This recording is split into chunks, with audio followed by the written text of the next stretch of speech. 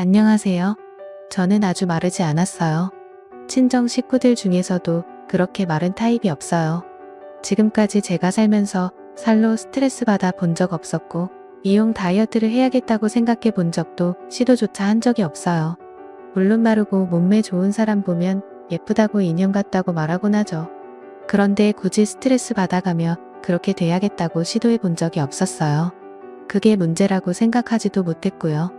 모델급은 아니어도 그렇다고 뚱뚱도 아니에요. 66 사이즈 옷 잘 사서 입고 누구를 만나든 뚱뚱하다던가 둔해 보인다던가 그런 소리 한번 들어본 적 없이 그렇게 살았습니다. 남편도 아주 마른 편은 아니에요. 시어머니께서는 좀 뚱뚱하신 편이고 시아버지는 마르신 편인데 남편은 그 중간? 그냥 뚱뚱하지도 깡 마르지도 않은 몸매. 그런데 시누이는 시어머니를 닮아서 고등학교 졸업 때까지 정말 많이 뚱뚱했다고 하더라고요. 하지만 제가 본 시누이는 정말 마른 몸매, 얼굴도 작고 너무 예쁜 모습이라 전혀 상상이 되지 않았어요.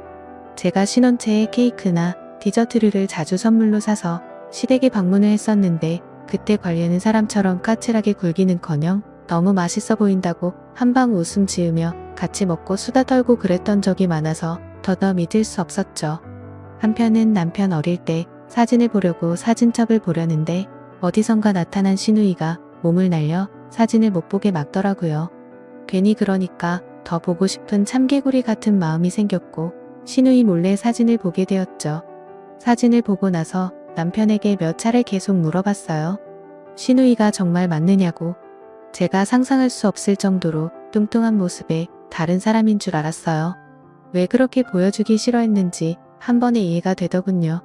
시누이가 다이어트를 그 몸매를 유지한다고 해서 가족들에게 히스테리를 부리거나 음식이나 식습관 같은 걸로 예민하게 굴지 않았어요. 가족 모임을 하기 위해 식당을 예약할 때에도 시댁에서 저녁 식사를 위해 음식을 할 때도 재료나 메뉴에 크게 터치하는 게 없었고 음식 천천히 먹고 식사량이 작은 것뿐이지 정말 잘 먹고 잘 어울렸거든요. 사실 눈여겨보고 있지 않으면 크게 신경 쓰일 정도도 아니었고 정말 본인이 관리 잘하는구나 그 정도였어요. 그런데 제가 임신을 하고 나서 급격하게 입맛이 바뀌면서 살이 엄청 찌기 시작했어요. 평소에 군것질을 많이 하는 편이 아니었는데 자꾸 밥보다 군것질을 더 많이 찾게 되고 어느새 주식이 되어버릴 정도로요. 시누이가 걱정을 해주더라고요. 시댁에 가서 군것질만 하고 있으면 아이한테 영양분이 부족하겠다고 차라리 영양가 있는 걸 다른 걸 먹으라고 챙겨주기도 하고 같이 일부러 밥을 먹어주기도 했어요. 만삭 때까지 주변 도움이 있었지만 여전히 군것질을 많이 했고 정말 살이 인생 최고로 많이 찌게 되었습니다. 그 살들은 출산을 하고 났는데도 쉽게 빠지지 않더라고요. 집에 있는 옷들은 하나도 맞지 않고 아직 갓난아이 옆에 두고 운동을 한다고 하는데도 잘 되지 않는 다이어트에 저도 좀 지쳐가고 있었습니다. 시댁에 갈 때마다 시누이가 눈치를 조금씩 주더니 나중엔 연락이 따로 오더군요. 참다 얘기한다고 애 낳은 지 1년이 다 되어가는데 아직도 살도 못 빼는 게 말이 되냐고. 그렇게 군것질 하지 말라고 할 때 하지 말지 무슨 고생이냐고. 돌잔치 때 창피하지 않겠냐고 하면서요. 솔직히 이런 연락이 기분이 나빴어요. 계속 살이 찌고 있었던 것도 아니고 다시 조금씩 빠지고 있었는데 너무 다그치니까 속상하긴 하더라고요. 하지만 돌잔치 하면 사진이 평생 남을 거고 저도 이런 모습을 남기고 싶지 않았기에 그저 듣고만 있었습니다. 우리 딸 돌잔치 사진을 볼 때마다 시누이처럼 온몸을 달려 못 보게 막을 순 없잖아요. 독한 마음을 먹고 친정 엄마의 도움을 받아 운동도 하고 식이 조절도 해서 살을 많이 뺐습니다. 그렇게 시누이의 잔소리도 따가운 눈총에서도 벗어났고 딸은 양가 부모님의 예쁨을 받으며 무럭무럭 커갔죠. 어른들 말도 어느 정도 다 알아듣고 말도 잘하고 본인의 의사 표현도 전달할 수 있게 되니까 점점 딸이 시댁에 가기 싫다고 하는 날들이 늘어나기 시작했습니다. 친정집에 갈 때는 미리 먼저 현관에 나가서 신발 다 신고 얼른 가자고 보채는 아이가 시댁만 가자고 하면 방에서 꼬물꼬물거리며 가기 싫다고 하는 모습이 이해가 되지 않았어요. 시부모님께서 미워하시는 것도 아니고 항상 올 때마다 손녀 예뻐서 재롱 보는 맛에 사신다며 올 때마다 맛있는 거 해주시고 친정엄마보다 더 챙겨주시는데 거부하는 딸이 이해가 되지 않았어요. 몇 번은 남편과 제가 어르고 달래서 억지로 데려가고 몇 번은 너무 앙강하게 거부를 해서 아프다는 핑계로 시댁에 가지 않았고 그런 날은 시부모님께서 얼마나 걱정을 하시던지 제가 너무 민망할 정도였습니다. 하지만 억지로 몇 번 시댁에 다녀온 다음부터는 딸이 시댁에 가지 않겠다고 뗐으면 울기까지 하는데 그날은 시아버지 생신날이라 안 갈 수가 없는 날이었습니다. 우는 아이를 남편이 달래며 안고 저는 뒤에서 딸 아이 신발과 겉옷을 챙겨 들고 시댁으로 출발했어요. 차 안에서 빼앗거리면서 울다 잠들어서 얼굴은 퉁퉁 부어있고 잠든 채로 남편에게 안겨 손녀가 들어오니 시아버지께서는 또 놀라셔서 무슨 일이냐고 물으셨지만 솔직하게 말씀드리기가 어려웠습니다. 그렇게 안방에 잠시 재워두고 상을 차리고 밥 먹을 때가 되어서 딸을 깨우러 방에 들어갔습니다. 시누이가 딸 아이가 걱정됐는지 이미 방 안에 들어와 있더라고요. 딸 아이 손을 붙잡고 침대에 걸터 앉아 있었고 딸은 잠이 덜 깼는지 멍하게 앉아 있었습니다. 저는 주방에 왔다 갔다 하면서 모자란 음식들 다시 내어오고 하느라 딸은 시누이가 챙겨주고 있었어요. 그런데 갑자기 딸이 밥을 먹다 말고 얼굴이 하얗게 질려서는 시누 옆에 앉은 태로 토를 해버렸습니다. 남편은 물론 시부모님 모두 다 깜짝 놀라셨고 저는 들고 있던 접시를 바닥에 던지고 딸에게 달려갔습니다. 남편과 저는 딸을 데리고 응급실로 갔고 고작 6살밖에 되지 않는 딸은 스트레스성 위경염 진단을 받았습니다. 진짜 눈앞이 하얗게 질리고 제가 엄마가 맞는지 딸에게 미안하고 가기 싫다는 애를 억지로 데려와서 이게 무슨 꼴인지 병원에 주저앉아서 미어지는 가슴을 마구 두드렸습니다. 일단 진통제를 투여받고 밤새 또 토하거나 다른 이상이 있을지 모르니 입원을 시켜 지켜보자고 하셨고 입원 수속을 했습니다. 남편은 걱정하시는 시부모님께 연락을 드리고 저는 입원실에서 입원 준비를 했어요. 옷을 갈아입히는데 딸 팔뚝에 멍이 들어 있었습니다. 애써 침착하게 마저 옷을 갈아입히고 물어봤습니다. 할머니네서 어디 부딪혔는지 아니면 침대에서 떨어졌는지 하지만 입을 꼭 다물고 저에게 대답하지 않더군요. 그래서 남편을 불렀습니다. 팔에 멍이 들어있는데 왜 그러는지 말을 하지 않는다고 가서 물어봐 달라고 나에게는 입도 뻥긋하지 않는다고 말이죠. 이 말을 하면서 눈물이 어찌나 나는지 제가 정말 너무 한심스러웠습니다. 입원실 밖에서 기다리는데 남편도 대답을 듣지 못한 채로 나왔고 딸은 그저 외할머니만을 찾았습니다. 밤늦은 시간이었지만 엄마에게 전화했고 엄마는 양말도 제대로 신지 못한 채로 병원으로 달려오셨습니다. 그리고 저희는 사건의 전말을 듣게 될 수 있었습니다. 할머니 댁에 가면 할머니가 맛있는 거 해주는데 그거 먹으려고 하면 고모가 째려보고 몰래 먹으려고 했는데 고모가 봐버려가지고 고모 방으로 데려가서 혼낸 적도 있다고 할머니 댁 가면 엄마는 일하고 아빠랑 같이 있을 때는 아무 말 안 하는데 고모가 나랑 논다고 방에 데려가서 음식 먹지 말라고 한다고 살찐다고 지금도 너무 뚱뚱하다고 하면서 혼낸다고 살찌면 사람들이 욕하고 친구들이 같이 안 놀아준다고 학교 가면 새로운 친구도 못 사귀고 평생 혼자 놀아야 한다고 했다고 합니다. 오늘도 할머니 방에서 고모가 밥 조금만 먹고 고기 먹지 말고 나물 발찬말 먹으라고 했는데 자기가 고기가 먹고 싶어서 먹으려고 입에 넣었는데 꼬집고 밥을 입에 넣고 몇 번 씹고 삼키려고 했는데 꼬집었다고 그러다가 갑자기 토가 나왔다고 말하는데 정말 억장이 무너졌습니다. 저희 딸 또래보다 키가 좀 크고 몸무게가 조금 더 나가요. 유치원에서 항상 키랑 몸무게 측정하고요. 비만이었던 적 없고 잘 먹고 잘 크고 있는 아이한테 저런 말을 했다는 게 정말 손이 부들부들 떨리고 화가 머리끝까지 나더군요. 저런 말을 듣는지도 모르고 가기 싫다는 애를 억지로 끌고 간 제가 너무 한심스럽고 창피했습니다. 친정엄마와 딸아이를 병원에 두고 그 밤에 남편과 시댁으로 다시 갔습니다. 도저히 다음날까지 기다릴 수가 없었어요. 남편이 비밀번호를 누르고 집 안으로 들어갔습니다. 시누의 방문이 살짝 열려있는데 그 방 안에 온갖 군것질거리들이 널브러져 있었고 케이크는 손으로 퍼먹은 건지 엉망진창이 되어 있었습니다. 그 모습을 보고 소리가 나는 화장실 문을 열었죠. 시누에는 억지로 토를 하려는 듯 입안에 손을 넣어 먹었던 음식물들을 다시 토해내고 있었습니다. 정말 기가 차고 황당하고 말문이 턱 막히더군요. 이게 무슨 상황인지 이해도 되지 않고 그저 온몸에 소름이 끼쳤습니다. 남편은 그런 모습이 아랑곳하지 않고 신우의 머리채를 잡고 뺨을 내리쳤습니다. 신우에는 소리 지르며 주저앉았고 그 소리에 시부모님이 밖으로 나오셨죠. 씩씩거리는 남편은 악에 받쳐 찢어지는 목소리로 신우이가 우리 딸에게 했던 일들을 시부모님께 말씀드렸습니다. 시어머님은 주저앉아 버리셨고 시아버지께서는 신우이 방으로 가셨습니다. 저는 신우에게 말했어요. 딸아이 심리상담치로 들어갈 거고 모든 비용을 청구할 거라고, 그리고 다시는 어떤 이유에서든 마주치지도 않게 하겠다고. 제 말이 끝나자 신우에는 발악하며 얘기하더군요. 다 제 딸을 위한 거라고, 본인이 다 겪어본 일이고 그러지 말라고 한 행동인데 뭐가 잘못된 거냐고, 잘 되라고 한 거지 자기가 틀린 말 한 거 있냐며 악을 쓰더군요. 그 모습을 뒤로하고 시어머님께도 말했습니다. 신우이가 있는 한 행여 참석하는 자리가 있거든. 저는 다시는 시댁에 방문하지 않을 거라고, 그리고 우리 딸이 오고 싶다고 할 때까지 절대 데리고 오는 일은 없을 거라고요. 주먹 꽉 쥐고 부들거리는 몸을 애써 꼿꼿이 힘을 주고 서서 끝까지 말했습니다. 남편이 그런 저를 데리고 집 밖으로 나가려는데 시아버지께서 신우이 방에서 옷들을 잔뜩 챙겨 들고 나와 집 밖으로 던져버리셨습니다. 본인이 집에서 사람 같지 않은 것한테 먹을 거 주고 잠도 자게 해줬다고 신우이한테 당장 나가라고 소리치셨습니다.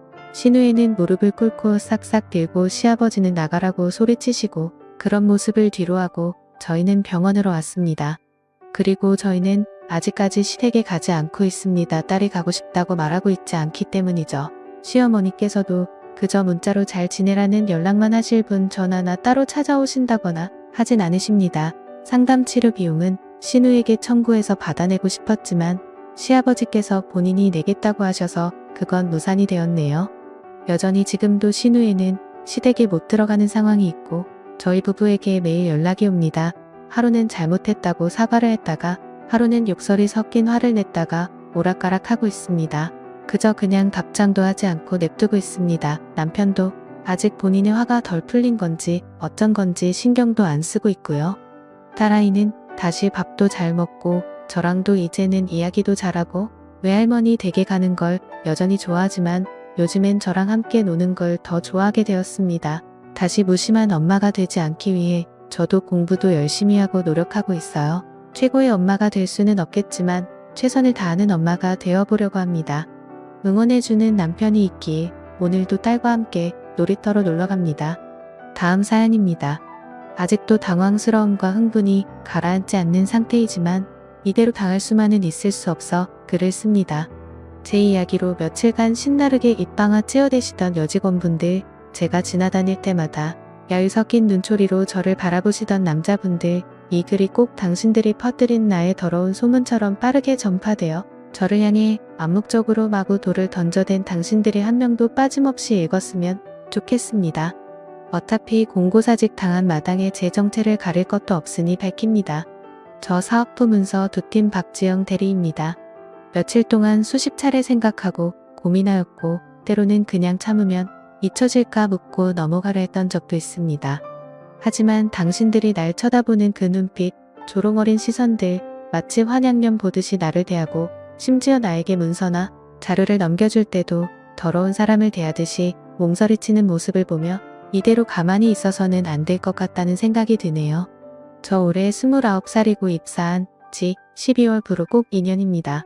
2년 전부터 평소에 점심 먹고 들어오면 제자리에 방금 사온 것 같은 커피나 음료 등이 놓여 있습니다.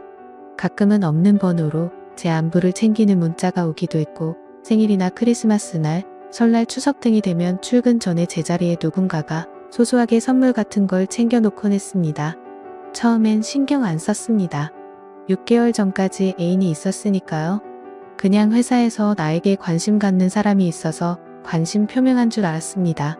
제 애인, 회식 자리에도 오고 회사 사람들과 여름, 겨울에 같이 여행 및 워크숍, 스키장에도 같이 갔었죠. 소문이 빠른 회사인 만큼 저에게 애인이 있다는 걸 모르는 분이 있을 거라고는 생각 안 했습니다. 누군가 나에게 몰래 문자하고 선물 챙기고 하는 것들을 전 애인에게 다 이야기했었고요. 무시하라길래 무시했습니다. 하지만 서로 간의 개인적인 문제로 그 사람과 헤어지고 난 후부터 선물도 점점 고가가 되어 가고 안부만 챙기던 번호 없는 문자는 애인과 헤어진 저에게 마음 잘 추스리라는 등, 곧 새로운 인연이 올 거라는 등, 오늘 입은 옷이 잘 어울린다는 등 점점 도를 넘어서고 있었습니다. 3개월 전 어느 날 치마는 입지 말아요. 일을 못하겠네요. 라는 뉘앙스의 문자가 오늘로 통신사에 가서 번호 추적을 의뢰했지만 지사로 가라는 말을 들었고 반차까지 내고 지사에 가서 추적했으나 컴퓨터로 보냈기 때문에 확인이 되지 않는다는 통보만 가지고 망연자실했네요. IP 추적하려면 경찰 측의 협조가 있어야만 가능하다고 해서 더 이상은 발견하지 못했고요.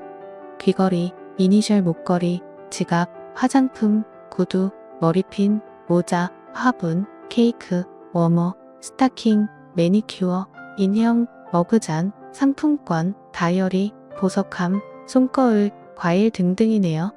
저도 모르게 제 책상에 놓여있던 것들입니다. 처음엔 책상이나 책상 밑에 놓여있던 것들이 어느 순간부터 여직원들이 전용으로 사용하는 캐비닛에 걸려 있었을 때 이게 그냥 나에게 관심이 있어서 하는 행동이 아니라는 걸 느끼게 되었습니다. 저 많은 물건들 중에 제가 취한 것은 단 하나도 없습니다. 받은 즉시 탕비실 수납함에 다 넣어놨고 과일이나 음료수 등등 마실 수 있는 건 냉장고에 넣어놨습니다. 심지어 제가 퇴근할 때 뒷모습을 찍어 포토메일로 보낸 적도 있었습니다. 화분은 사무실에 키우고 있는 화분을 옆에 놓아두었고 보석들은 제가 가질 수도 버릴 수도 없어서 여직원 전용 휴게실 창고 캐비닛에 넣어놨습니다.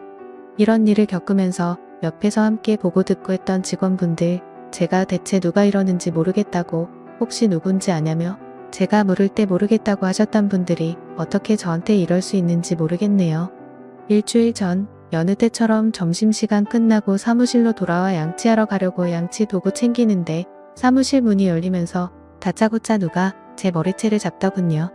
어디서 났는지 구두칼 같은 걸로 저를 때리고 사무실 바닥에 질질 끌고 다니며 동행한 사람과 함께 저에게 욕설과 폭력을 행하였습니다.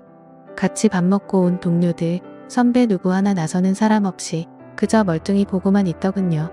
누가 날 때리는지 얼굴 볼 새도 없이 봤다가 얼굴이 점점 부어 눈이 떠지지 않을 지경이 되었는데도 말리는 사람 없고 고스란히 두 사람의 폭력을 견디고만 있었습니다.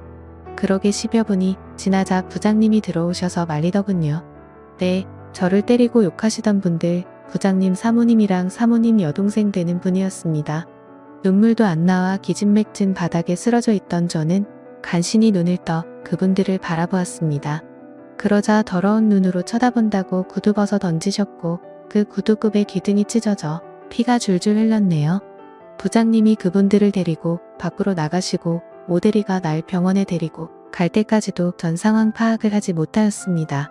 대체 왜 그분들이 나에게 이런 짓을 하는지 영문도 몰랐고 그저 손이 달달 떨려 멍하니 찢어진 귀를 꿰매고 입원을 했습니다.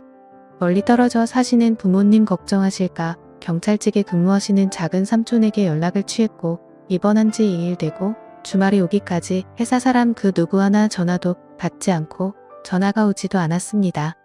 삼촌에게 이 모든 사실을 이야기했고 삼촌이 알아볼 테니 몸부터 추술이라고 하셔서 병원에 계속 입원한 상태였는데 지난 토요일 부장님이 찾아오셨습니다. 그동안 저에게 온 문자들, 선물들 모두 이 부장님이 보내셨답니다. 녹취했습니다. 저에게 호감이 있었는데 그동안은 말을 못하고 선물로만 전하고 하다가 제가 애인이랑 헤어진 이후에 제게 접근해 보려고 일부러 티를 냈었는데 제가 알아채지 못했던 거라고 했습니다. 멍체있던 저에게 이 부장님은 집에서 메신저로 문자 보낸 것들 기록을 삭제하지 않았고 카드 내용 및 현금 영수증의 발행처 등등의 명목으로 사모님께 발각이 되셨다고 했습니다. 그리고 저 말고 따로 만나는 회사 직원이 있었다고 합니다. 그분이 누구인지까지 말씀하셨습니다. 참 뻔뻔하네요. 저 맞을 때 가만히 서서 공포에 질린 눈으로 구경만 하더니 본인이 맞을 매를 내가 맞고 있는 걸 보니 기분이 어떠셨나요? 부장님이랑 모텔 들락거리고 여행 다니고 그러셨다면서요? 사모님한테 그 내용 다 들키고 핑계댈 게 없어서 제 핑계를 댔다고 합니다. 왜요? 진짜 바람난 그분은 유부녀시니까요. 이쯤 하면 보시는 분들 눈치채셨겠죠? 앞장서서 제 얘기를 없는 말 지어내서 퍼뜨리고 다니시던데 인간된 놀이로 정말 그러면 못 쓰는 겁니다. 어쨌든 이 부장님은 내연녀가 따로 있었고 그것과는 별개로 나에게 정체를 숨기고 집착되셨는데 사모님이 불륜 사실을 눈치채니 유부녀인 그 여자 대신 제 핑계를 댔다고 하셨고요.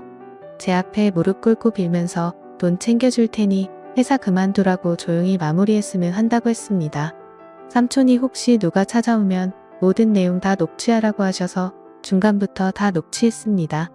회사 사람들 대동하지 않고 혼자 병문 안 오신 게 이상하기도 하고 제가 입원했다고 전화했을 때도 받지 않으시던 분이 갑자기 찾아오신 것도 이상해 휴대폰 진동 모드 바꾸는 척하면서 녹음했습니다. 저는 회사 그만둘 생각 없다고 했습니다. 그리고 사모님께도 사실대로 털어놓으라고 했고요. 상해 및 명예훼손죄로 고소장도 준비 중이라고 정확히 전달했습니다. 또한 이미 소문이 퍼질 대로 퍼진 회사 사람들에게 해명하라고도 요구했습니다. 하지만 말로는 그래 하면서 전혀 그럴 생각이 없어 보이셨고요. 있는 사실 그대로 삼촌께 얘기했고 고소 준비 중입니다. 타박상해에 귀 찢어치고 뇌진탕까지 사주진단 나왔습니다. 제가 억울하게 맞았다는 증거도 있습니다.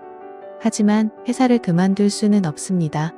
저 4년제 대학 재수해서 들어가서 한 번의 휴학도 없이 학자금 대출에 순전히 아르바이트만 하면 용돈 모아 쓰고 월세 등 생활비 벌면서 졸업했고 바로 취업할 수 있었지만 공부 욕심이 있어서 역시 밤낮으로 일하면서 대학원도 마쳤습니다. 그리고 교수님 추천받아서 들어온 첫 직장에서 아무런 사고 없이 2년을 일했고 지난달에 대리를 달았습니다. 남들 칼퇴근할 때 11시 12시까지 남아 커피 흘리고 컵라면으로 끼니 때우면서 개인 프로젝트 7개나 마쳤고 남들은 거리는 지방 출장 나서서 다니며 경험 쌓았습니다. 아직도 남아있는 학자금 대출 점점 미지 줄어가고 내년 보면 다 청산하고 내 재산 모을 수 있다는 생각에 들떠 야근이며 주말 근무며 가리지 않고 열심히 일했습니다. 그런데 제가 왜 말도 안 되는 이런 구설수의 주인공이 되어 남들의 질타와 돌을 맞으면서 회사를 그만둬야 합니까? 왜 제가 하루에 한 번만 섞을까 말까 하는 부장님의 내연녀가 되어 맞지 않을 매를 맞고 받지 않을 손가락질을 받아야 하죠? 돈으로 보상해주겠다는 말, 제 자존심과 지나온 2년의 시간을 대체 얼마로 보상해 주실런지요? 월요일 오전에 태어나자마자 퉁퉁 부은 몸을 이끌고 일부러 점심시간 넘어서 출근했습니다. 각오는 했지만 회사 전체에 소문이 쫙 퍼졌는지 경비 아저씨부터 저를 보는 시선이 다르더군요. 엘리베이터에선 저와 부딪히기도 싫은지 사람들이 저를 피해 구석으로 가 있고 제가 그만둘 거라고 생각했는지 제 책상에 온갖 잡동사니들, 문서들이 쫙 쌓여 있더군요. 저 당당합니다. 회사 다니면서 누구한테 피해준 적 없었고 살면서 불륜 가까운 짓은 해본 적도 들은 적도 없이 살아왔습니다. 열심히 산 것도 죄인가요? 또한 부장님께 빠른 시일 내로 상황 종료시켜달라고 했습니다. 사모님과 직원들 다 보는 앞에서 해명해달라고 요구했고 사모님의 직접적인 사과도 요구했습니다. 묵묵부답 그 어느 것도 대답하시지 않으시더군요. 그리고 실제적으로 부장님과 내연관계였던 분, 그분 또한 저에게 이런 방구 아무 말씀 없으시더군요. 가족과 함께 즐거운 크리스마스 보내고 싶으신가요? 어디 한번 그렇게 해보세요. 참 이상하게 우리 회사 게시판은 글쓴이와 관리자밖에 못 보는 비공개네요. 저 아무 일 없다는 듯 4일 출근했습니다. 그 누구에게 그 어떤 해명도 하지 않았고 조용히 고소 준비 중입니다. 자기가 한 불륜관계 들킬까봐 앞장서서 저에 대해 허위사실 유포하고 다닌 그 내연녀분, 평소에 제가 언니 하며 따랐는데 뒤통수 아주 제대로 맞네요.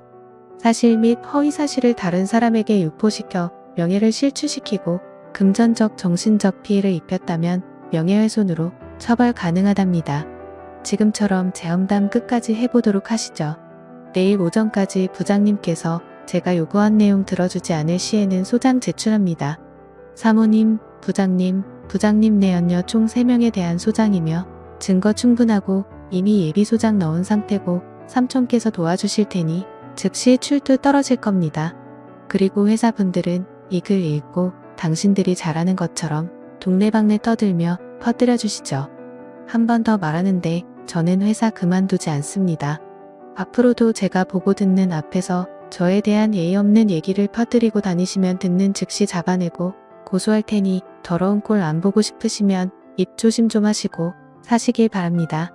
제가 여기 글 올리는 것도 한 3사람에 대한 명예훼손으로 간주되는데 명예훼손으로 고소당한다고 해도 상관없습니다.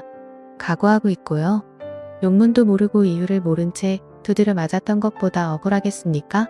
그리고 문서희 팀 신정아 씨, 유현정 씨 화장실에서 내 얘기 판에 올리면 대박이라고 그랬죠?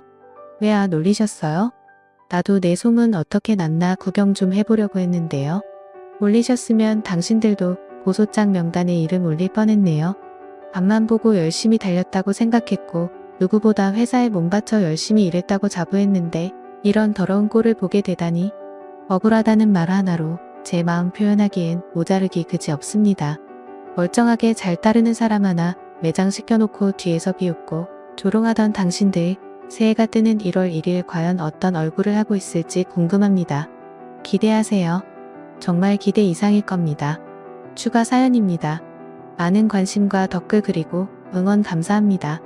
제가 이 글을 썼던 취지는 단순히 여러분들께 그 사람들의 파렴치한 짓을 알려 매장시키기 위함이 아니었고 소문으로 더러워진 제 자존심과 명예를 역시 똑같은 소문으로 조금이나마 회복하기 위함이었습니다. 더불어 온갖 억측과 거짓말이 난무했던 사내의 진실을 밝히고 부장님과 내연녀에게 진실된 사과 및 진상 표명을 촉구하기 위함이었습니다. 글을 올려놓고 한숨도 자지 못하고 삼촌과 소장 준비를 하였고 평소대로 아침 7시 반에 출근하였습니다. 8시 넘어서 직원들이 하나, 둘 출근을 하였고 부장님도 나오셨습니다. 9시 회의가 진행되기 전 인사과에 찾아갔습니다. 인사과에 찾아가서 본인의 인터뷰도 없이 진행된 공고사직에 대하여 어떻게 처리되고 있냐고 물으니 회사 측에선 저에게 공고사직을 한 적도 없고 저 스스로가 사직 의사를 밝혀왔고 부장님께서 결재까지 하셨다는데 현재는 2주일간 인수인계 기간이며 제가 회사에 기여한 바에 대해 부장님께서 배려 차원에서 제 연봉의 몇 프로를 퇴직금으로 일시 상환하는 조건을 간곡히 처리하여 퇴직금 보너스가 얹어져서 그 상태로 사직 결정이 되었다고 했습니다. 이에 저는 부장님과 사직에 동의한 적도 없으며 사직을 할 만큼 잘못한 일도 없다고 하였고 자세한 내막을 물으시는 인사과 과장님과 때마침 업무로 인사과에 찾으신 본사 본부장님이 계신 자리에서 지금까지 있었던 모든 일과 소장 준비 과정 및 제게 사직을 강요했던 녹취 내용, 사모님의 폭행으로 인한 진단서 등을 내보였습니다. 또한 이 모든 사실을 인터넷 커뮤니티 사이트에 올렸다는 점, 회사의 이름과 자세한 실명은 거론하지 않았다는 점 말씀드렸고 부장님과 내연녀 사모님과 사모님 동생분께 약 6일간의 말미를 드린 것도 빠짐없이 이야기했습니다. 부장님 바로 호출돼서 내려오셨고 저희 동의도 없이 저를 사직시킨 점, 허위 사표를 만들어 수리한 점과 불륜 및 저에 대한 모함 등에 대한 입장 표명을 하셨습니다. 제가 이렇게까지 나올 줄 모르셨는지 자꾸 이리저리 빠져나가시려고 수를 쓰시길래 제가 틀린 부분마다 정확히 집어서 다시 고쳐드렸습니다. 저는 제가 그간 일주일의 말미를 주었음에도 진실을 밝히지 않았고 회사에서 모든 직원들이 저와 부장님의 불륜관계로 오해하고 있다는 것을 알면서도 묵인하고 저에게 암묵적으로 사직을 강요한 점에 대해 그만큼의 정당한 대가를 치르라고 했습니다. 인사과장님과 본부장님 모두 당황해하시고 난감한 표정이셨고 일이 간단히 끝나지 않을 거라는 걸 아셨는지 회의 후에 다시 호출할 테니 일단 자리로 돌아가 계시라고 하셨습니다. 사직 처리는 없던 일로 하겠다는 일단락의 결과만 얻고 다시 사무실로 올라가 부장님과 면담을 했습니다. 부장님은 무슨 일이 있어도 자신이 회사에서 낙오되는 일이 없도록 선처를 부탁한다고만 하셨고 곧 대학 진학을 둔 나이들과 치매로 투병 중인 모친 이야기를 꺼내며 제 감정에 호소를 하셨지만 흔들리면 안 된다고 마음 굳건히 먹고 있었기 때문에 부장님의 그 거짓된 말장난에 놀아나진 않았습니다. 그리고 내연녀분에 대한 문제는 조금 까다롭습니다. 무턱대고 제가 그 내연녀분 남편에게 이 모든 사실을 알릴 권리는 없습니다. 제가 그분을 고소하는 것은 허위사실 유포로 인한 명예훼손 그리고 저를 더러운 여자로 보이게끔 사내 분위기를 조장한 점에 대해 피해 보상을 요구하는 정도입니다. 사모님이 찾아와서 저를 폭행한 이유는 저를 부장님의 내연녀로 오해했기 때문입니다. 하지만 그렇다고 해도 내가 내연녀가 아니라 오우 씨가 내연녀라고 밝힐 수는 없는 입장입니다. 그것 또한 그 내연녀에 대한 명예훼손이 되기 때문입니다. 사실을 적시하여 그 사람에게 피해를 입혔을 때 역시 명예훼손이 적용됩니다. 제가 굳이 손대지 않아도 알아서들 자폭해 주시리라 믿습니다. 제가 가만히 있다고 해도 남의 말하기 좋아하는 사람들이 그 내연녀를 가만히 두지 않을 겁니다. 내연녀의 남편 역시 지사는 다르지만 같은 회사에 근무하고 있으니까요. 이번 일로 소문의 무서움을 알았습니다. 굳이 말로 전하지 않아도 자기들끼리 매신점을 휴대폰으로 말보다 더 빠르게 퍼뜨리고 있으니까요. 제가 밤에 올린 글도 이미 사내 90%의 직원들이 읽었을 거라 생각합니다. 저를 아는 거래처, 회사 및 카페, 편의점 직원들까지 읽었을지도 모를 일이죠. 오전 11시쯤 이사실에서 호출이 왔고 부장님과 제가 같은 엘리베이터를 타고 올라갔습니다. 마지막까지도 반성은커녕 제가 묵인해주고 선처해주기만을 바라시더군요. 정말 인간적으로 불쌍하다는 생각이 들었습니다. 이사실에는 이미 내연녀분이 와 계셨고 서럽게 울고 계시더라고요. 이사실에서는 기획부, 영업부, 마케팅부 등등 출장 나가신 부장님 빼고 각 부장님 모두 모이셨고 본부장님을 비롯한 간부급 인사들이 제가 작성했던 글을 프린트해서 읽고 계셨습니다. 제가 도착하자 인사과장님께서 거두절미하고 회사 측에서 어떻게 해주었으면 좋겠냐고 제게 물었습니다. 저는 회사를 그만둘 생각이 없고 그렇다고 회사를 상대로 고소하지는 않을 것이며 사건 당사자들의 공개적인 사과와 지금까지 있었던 일에 대한 사건 내용, 발생 과정, 고소 내용, 사건 당사자들의 실명을 적은 사과문을 회사 각층 엘리베이터 앞에 회사 이름으로 붙여주실 것과 직원들이 보는 직원 사이트에도 동일한 글을 게시해 주시길 바란다고 했습니다. 또한 고소는 예정대로 진행될 것이고 부장님에 대한 징계는 징계위원회를 소집하여 정당하게 처리해 주실 것을 당부드렸습니다. 허나 내원료에 대해서는 권고사직이 마땅하다고 의견 지시를 했습니다. 이미 경찰 관계자와 접촉 중이라는 점과 소장 작성도 완성되었고 끝까지 스스로 나서서 제게 사과와 해명을 하지 않은 점에 있어서 저는 예정대로 고소를 진행하겠다고 하였습니다. 만약 회사 측에서 제가 고소하라는 것을 막으려 한다거나 사건을 위화시켜 제가 불리한 상황을 만들거나 하신다면 여가부, 회사대 노조, 각종 여성단체에 연락을 취하여 제 입이 아닌 언론을 통해 회사 이름을 보시게 될 거라고 정확히 못 박았습니다. 이런 대화 내용까지 그 자리에 계시던 모든 분의 동의와에 녹취를 하였습니다. 내연녀분은 배우자분께 연락하지 말아달라고 울며 비셨고 부장님은 몇 번 저를 말리는 척 하다가 도중에 자리를 박차고 나가셨습니다.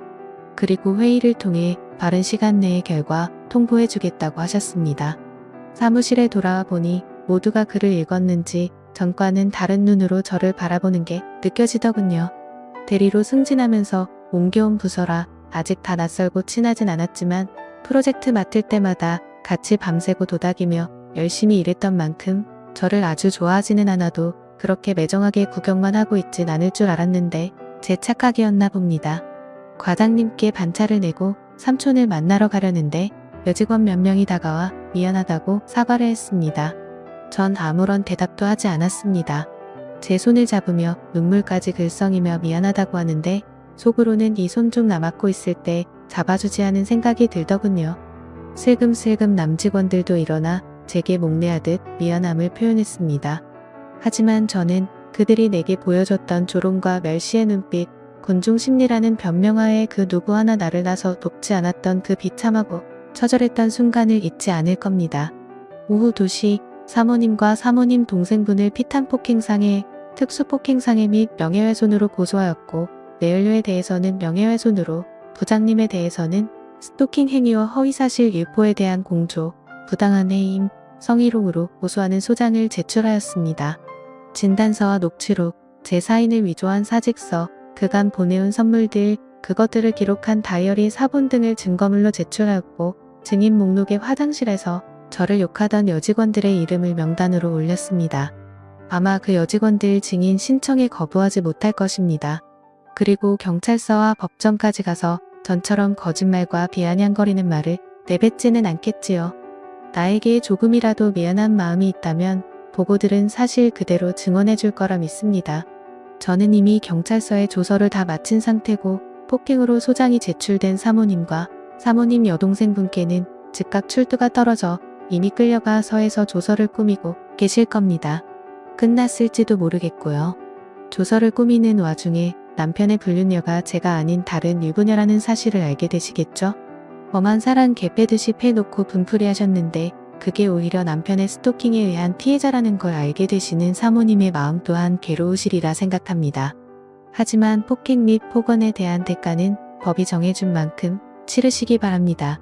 부장님이 행하신 공문서 위조 등은 회사 측에서 부장님을 고발하여 지능범죄가로 인계될 것으로 보이며 이번 사건과는 별개로 수사가 진행될 것입니다. 그리고 사모님과 더불어 저에게 위자료를 지급하셔야 할 겁니다. 저에게 돈으로 보상해 주겠다고 하셨습니다. 그게 대체 얼마인지 받아낼 수 있는 만큼 받아내 보겠습니다. 각각 다른 범죄로 다른 형태의 소장이 제출되었으니 분이 안 풀린다면 오히려 제 쪽에서 재고소하고 또 재고소해서 평생 지긋지긋하도록 잊혀지지 않을 기억을 남겨드리겠습니다. 피해자라고 해도 제겐 언제나 이 꼬리표가 따라다니겠죠. 독하게 마음먹고 아니 정말 사람이 독해지는 건지 이렇게 저렇게 다 화풀이를 하고 억울한 심정을 토로해봐도 가슴 속에서 끓어오르는 억울함과 분함을 어찌 다 형용할 수가 없네요. 사모님 자매분들 지금쯤 조서 작성을 잇달락 하셨겠죠? 주말이 지나고 이 글을 회사 사람들이 또 읽고 사내에 널리 퍼지고 난 후에 뵙겠습니다. 내연 여분에 대한 회사 측의 처우는 말 안 해도 아실 거라 생각합니다. 그리고 오늘이 지나기 전에 그 남편의 귀에 들어갈 겁니다. 부장님, 사모님, 그리고 내연녀 즐겁고 행복한 크리스마스 보내시길 바랍니다. 가족과 함께요. 지난 일주일이 폭풍과 같이 지나갔지만 저에겐 아직도 헤쳐나가야 할 길이 험합니다. 지금까지보다는 앞으로가 더 문제라고 할 수도 있겠고 회사 생활을 하는 한 저를 따라다닐 꼬리표와 제가 없는 곳곳에서 무슨 사람들 입에 오르내릴 이번 일이 제 인생의 커다란 상처로 남을 것 같습니다. 저의 글을 읽어주시고 많은 걱정과 위로 응원해주신 분들께 진심으로 감사드립니다. 하지만 여러분도 저도 그들처럼 방관자가 될 수 있고 일개의 군중이 될 수 있습니다. 이번 일을 통하여 세상이 얼마나 무서운지 사람이 얼마나 무서운지 뼈저리게 깨달았습니다. 죄는 미워하되 사람은 미워하지 말라는 저희 작은 삼촌의 말씀을 시시각각 새기면서 마음속으로 남아 그들을 용서하려고 했습니다. 누군가를 미워한다는 것은 곧 제 마음을 더 괴롭게 만들 뿐이니까요. 다시 한번 감사의 말씀 전하는 바이고 추후의 상황이 더 진전되면 좋은 소식으로 찾아뵙겠습니다. 감사합니다.